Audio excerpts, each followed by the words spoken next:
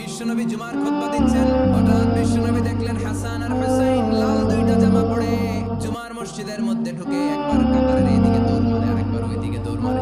বিশ্বনবী খুতবা থামিয়ে দিলেন।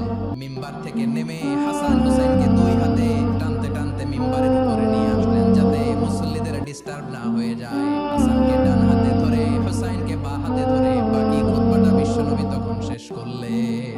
আবার বিশ্বনবী জুমার খুতবা দিতে দাঁড়ালেন। এক সাহাবী এসে বসে বলল, বিশ্বনবী বললেন, "কুম, দাঁড়াও, 2 রাকাত পড়ছো?" সাহাবী কেন পড়ি নাই। বিশ্বনবী বললেন, 2 রাকাত পড়ো। খুতবার নিরবিচ্ছিন্নতাকে ভঙ্গ করে বিশ্বনবী তাকে দাঁড়াতে বললেন, 2 রাকাত নামাজ পড়তে বললেন। তার মানে খতিব সাহেব মন গড়া শুধু খুতবা দিয়ে যায় না, ডানে বাঁয়ে কোথায় কি হচ্ছে সবকিছু নজরে রেখে, কন্ট্রোলে রেখে, সামাজিক সব সমস্যার কথাগুলো তুলে ধরে অসামাজিক কার্যকলাপের বিরুদ্ধে হুঙ্কার দিয়ে জুমার